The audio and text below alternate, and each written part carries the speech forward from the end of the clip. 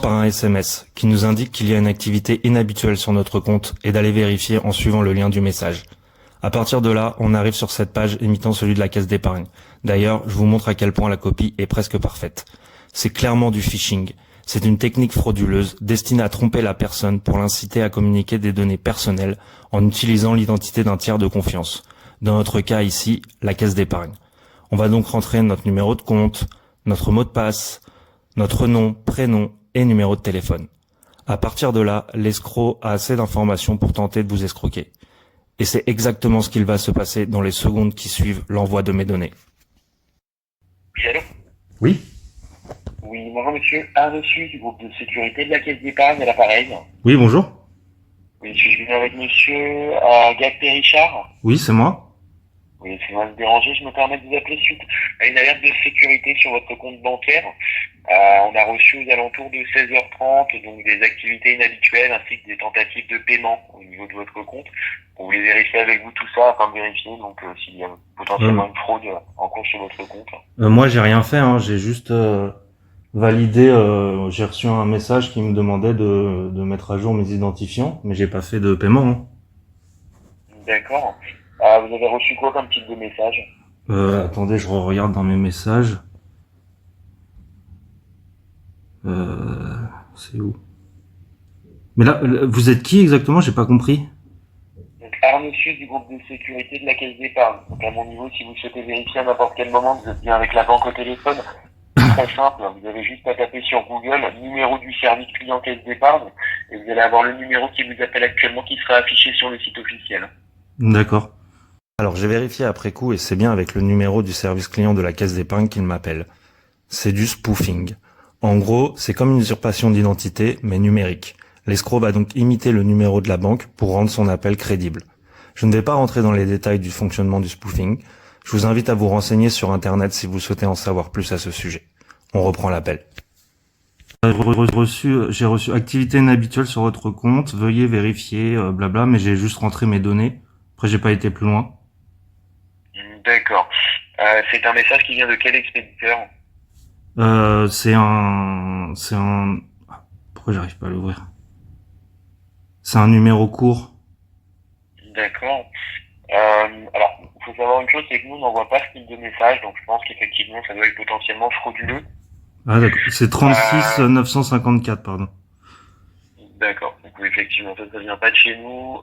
Alors, il faut savoir une chose, c'est qu'avec ce type de message, quand vous cliquez sur le lien, même si vous n'auriez pas rempli vos données personnelles, ça télécharge en arrière-plan comme un espèce de petit virus, donc qui donne un accès à votre appareil. Une fois qu'ils ont accès à l'appareil, ils ont accès aux différentes données et puis aux différentes validations.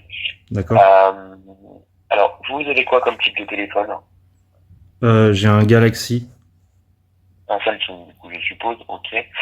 Euh, ok. Donc, je vais regarder au niveau des dernières connexions si on avait eu quelque chose. Non mais quel talent d'acteur, mais qu'est-ce que tu fais? Oh là là, tu fais semblant de chercher quoi là? Ça n'existe pas. Vous l'avez pas égaré dernièrement. Pas du tout. Ok. Au niveau de...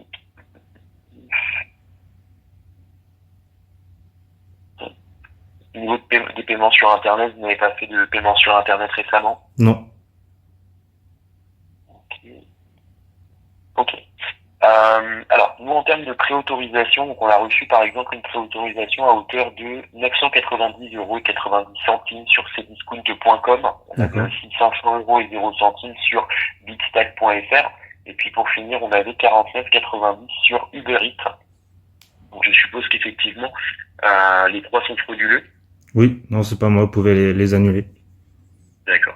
Alors, je vous explique comment ça se passe dans ce genre de cas. Donc moi déjà au niveau des paiements, je vais faire un dossier d'annulation dans lequel je vais demander effectivement que les paiements soient annulés pour éviter que vous soyez débité de quoi que ce soit.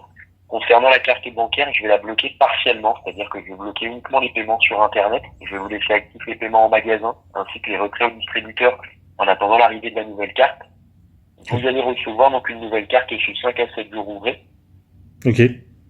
Concernant le téléphone en question. Donc là, ce qui se passe dans ce genre de cas, le problème, c'est que si on ne fait pas le nécessaire au niveau de l'appareil, on aura beau changer la carte 10 fois, ils vont toujours la récupérer. Parce qu'une fois qu'ils ont accès à l'appareil, ils ont toujours la possibilité de récupérer les nouvelles informations.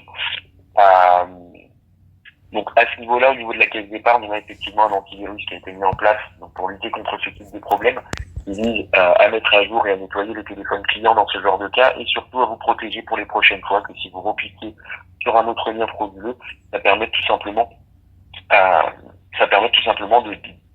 faire office de pare-feu et d'empêcher en fait les virus d'accéder à votre téléphone. D'accord. Je vais vous expliquer ça juste après, c'est pas très compliqué à mettre en place. Là, je vais juste tout simplement faire déjà la demande d'annulation, comme ça on est sûr que vous n'ayez pas de débit au niveau du compte. D'accord. Alors, Bon là clairement je sais pas ce qu'il fait semblant de chercher, mais clairement je pense qu'il est en train de préparer de quoi pirater mon téléphone. donc les 990,86, 500 € et 0 centimes. 49,90. Alors je vais juste regarder s'il n'y avait pas eu autre chose, on ne sait jamais.